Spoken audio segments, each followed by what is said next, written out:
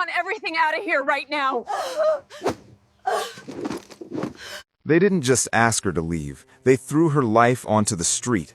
Margaret Walsh stood on the sidewalk watching her belongings being tossed out of her house. Her clothes, her husband's reading chair, the quilt her mother made. 47 years of memories landing in the dirt like garbage. The woman doing it, her own niece, Vanessa, stood in the doorway, arms crossed, cold. "You have until tonight to collect your things," Vanessa said. "After that, anything left goes to the dump." Margaret was 79 years old. She'd lived in that house since 1976. Her husband Henry had built it with his own hands, every nail, every board, every window. It had taken him 3 years, working weekends and evenings after his job at the factory. He'd proposed to her on the unfinished porch. "It's not much, but it's ours." They raised 3 children there, celebrated every Christmas, every birthday, every milestone. Henry died in that house, in their bedroom, holding her hand. His last words, "Take care of our home, Maggie." And she had. For 12 years since he'd passed, she'd maintained it, loved it, protected it, until 3 months ago, when everything fell apart. Margaret stood on the sidewalk. Neighbors gathered, watching. Some looked uncomfortable, but no one helped. No one stopped Vanessa, because legally, Vanessa was right. The house was hers now. But how? Let me take you back. To understand this moment, you need to know what happened. And I promise you, by the end, you'll never look at trust the same way again. 6 months ago, Margaret got sick. Pneumonia. Bad enough that she was hospitalized for 2 weeks. She was scared, alone. Her children lived in different states. They called, but they couldn't come immediately. The only family nearby was Vanessa, her brother's daughter, 38 years old. Vanessa had always been difficult. As a child, she'd been manipulative. As a teenager, dishonest. As an adult, she'd burned through 3 marriages and countless jobs. But she was family, and when Margaret was in the hospital, scared and weak, Vanessa showed up, brought flowers, held her hand. "Don't worry, Aunt Margaret," Vanessa said. "I'll take care of everything." And Margaret, trusting, grateful, desperate, believed her. When the hospital asked about medical power of attorney, Vanessa offered to help with paperwork. "You need someone to make decisions if you can't. Just temporary, just in case." Margaret signed. When the bills started piling up, Vanessa offered to help manage finances. "You shouldn't stress about this while recovering. Let me handle this." Margaret gave her access to accounts. When Vanessa suggested updating the will, just to make sure everything is in order, Margaret met with a lawyer, Vanessa's lawyer, a man named Richard Chen, who explained that at Margaret's age, it made sense to transfer property to family. Avoid probate, save on taxes, make it easier for everyone. It sounded reasonable. Margaret was tired, sick, overwhelmed, and Vanessa was being so helpful, so caring. So Margaret signed, transferred the deed to Vanessa. Just as a trustee, Vanessa assured her, "You'll live here for the rest of your life. This just makes the legal side easier." Margaret believed her. Why wouldn't she? Vanessa was family. Margaret recovered from pneumonia, came home. Everything seemed normal. For 2 months. Then Vanessa's visits changed. She'd walk through the house, measuring walls, taking photos. "Just updating records," she'd say when Margaret asked. Then 3 weeks ago, Vanessa brought a contractor. "I'm thinking of renovating," she said casually. "Renovating what?" Margaret asked. "The house. My house." Margaret's blood went cold. "Your house?" Vanessa smiled. "You signed it over to me, Aunt Margaret, remember? It's mine now." "But you said—" "I said you could stay, and you can, for now, but I'm the owner." Margaret felt sick. "Vanessa, this is my home. Henry built it." "Henry's dead, and you signed the papers." The contractor looked uncomfortable, but he said nothing. Over the next 2 weeks, Vanessa's true plan emerged. She wanted to sell the house. The property value had skyrocketed. The neighborhood had been redeveloped. Houses were selling for $400,000, 10 times what it was worth when Henry built it. Vanessa saw dollar signs. Margaret saw the end of her world. "You can't sell my house," Margaret begged. "It's not your house anymore. Please, where will I go?" Vanessa shrugged.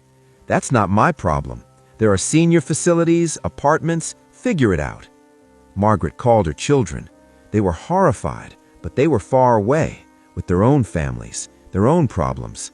They couldn't just drop everything. "We'll figure something out, Mom. Just give us time." But there was no time. Vanessa had already accepted an offer, $425,000. The buyer wanted to close in 30 days, which meant Margaret had 30 days to leave. The house Henry built, the home she'd lived in for 47 years, gone, because she trusted family. Margaret tried to fight it, went to a lawyer, but the documents were legal. She'd signed everything. The deed transfer was legitimate. "I didn't understand what I was signing," Margaret told the lawyer. "Did she force you?" "No, but..." "Did she lie about what the document said?" Margaret thought back. Vanessa had been vague, manipulative, but technically she hadn't explicitly lied. "It's elder abuse," the lawyer said, "but proving it is difficult and expensive. Do you have money for a legal battle?" Margaret didn't. Her savings were modest. Social Security barely covered her expenses. She couldn't afford to fight. So 3 weeks ago, Vanessa served her with an eviction notice, 30 days to vacate. And today was day 30. Which brings us back to the sidewalk, where Margaret stood, watching her life being thrown away. By the way, where are you watching this from? Drop your city in the comments. I read every single one. Vanessa tossed another bag of clothes onto the growing pile. "You should have left yesterday, made this easier on yourself." Margaret's voice was quiet. "This is my home. Was your home. Henry built it. Henry's dead, and you signed the papers." The neighbors gasped. One woman, Mrs. Chen from next door, stepped forward. "Vanessa, this is cruel. She's an old woman. She has nowhere to go." Vanessa turned on her. "Stay out of this. This is a legal eviction. Everything is documented. Unless you want to take her in." Mrs. Chen faltered. She had her own family, her own problems. She looked at Margaret apologetically and stepped back. Margaret felt tears sliding down her face, but she didn't wipe them away, didn't make a sound, just stood there, 79 years old, watching her own niece destroy everything she had left. Vanessa grabbed the reading chair, Henry's chair, the one he'd sat in every evening, reading the newspaper, watching TV, falling asleep. It was old, worn, the fabric faded, worth nothing, except for Margaret. "Don't," Margaret whispered. "Please, not that." Vanessa looked at the chair, then at Margaret, and smiled. "This old thing?" She dragged it to the curb and kicked it over. Margaret made a sound, small, broken, like something inside her had snapped. She moved toward the chair, slowly, an old woman shuffling. She knelt beside it, on the sidewalk, and tried to right it, but it was heavy, and she was weak, and she couldn't. "Pathetic," Vanessa muttered. She went back inside, probably to find more things to throw out. Margaret knelt there, crying, over a chair, because it wasn't just a chair. It was Henry. It was memory. It was home, and she was losing all of it. That's when the car arrived, black, expensive. It pulled up slowly, parked across the street. The neighbors noticed, stopped whispering, watching. Some looked uncomfortable, but no one helped. No one stopped Vanessa. The door opened. A man stepped out, maybe 50 years old, dark suit, clean cut, professional. He stood by the car for a moment, looking at the scene, at the pile of belongings on the lawn, at Margaret kneeling by the chair, at Vanessa in the doorway. His face was unreadable, but his eyes, there was something in his eyes. Recognition and fury. He walked forward, slowly, purposefully. The neighbors parted. He stopped in front of Margaret, knelt beside her. "Let me help you with that," he said gently. His voice was kind, familiar somehow, but Margaret couldn't place it. He righted the chair with ease, set it upright on the lawn. Then he offered Margaret his hand. She took it. He helped her to her feet. "Are you all right, ma'am?" he asked. Margaret shook her head, couldn't speak. The man's jaw tightened. He looked at the house, at Vanessa, who'd come back to the door, watching the stranger with suspicion. "Who are you?" Vanessa demanded. The man didn't answer her. Instead, he turned to Margaret again. "Do you remember me?" he asked softly.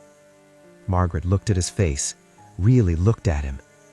There was something familiar in his eyes, the shape of his smile. But she couldn't. "It's been a long time," the man said. 23 years. Margaret's breath caught. "I was 16, he continued, living on the streets, nowhere." To go, no family? Nothing? His voice thickened. And you took me in. Margaret's eyes widened. Michael? She whispered. The man smiled. Yes, ma'am, it's me. Margaret started crying. Real sobs now. Michael Chen, the boy she'd found sleeping in her garage 23 years ago. Vanessa watched from the doorway, annoyed. This is very touching, she said sarcastically, but it doesn't change anything. This is a legal eviction. The house is mine. Michael finally looked at her, really looked at her, and there was ice in his expression. Is it? He asked quietly. Yes, everything is documented. She signed the deed over to me. When? 6 months ago. While she was sick? Vanessa hesitated. She was recovering. She was competent. Was she represented by independent counsel? Vanessa's face flickered. She had a lawyer. Your lawyer, Michael said. It wasn't a question. That's not illegal. No, but it's suspicious.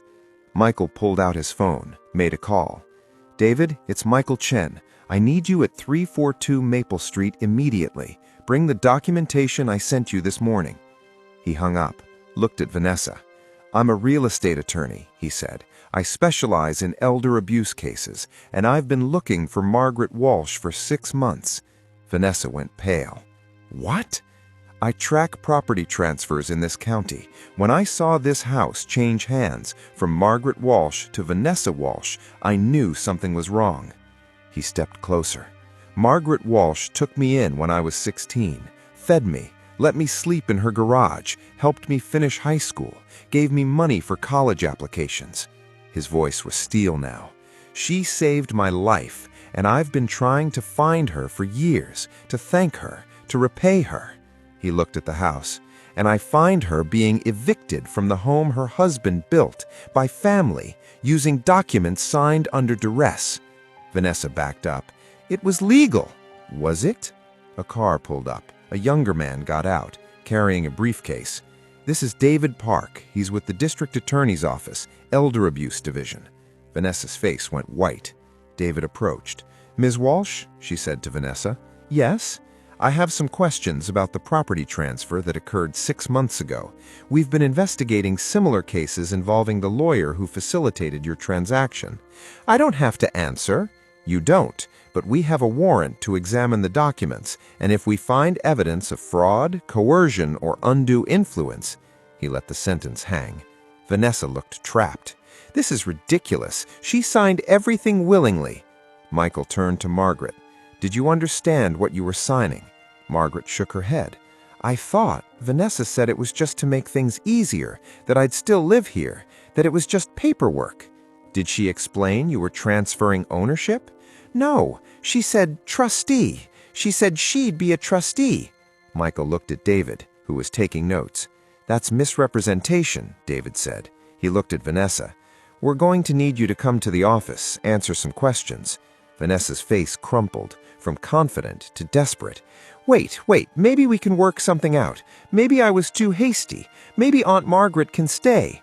Too late for that, Michael said coldly. Over the next hour, things moved quickly. David Park examined the documents, found irregularities.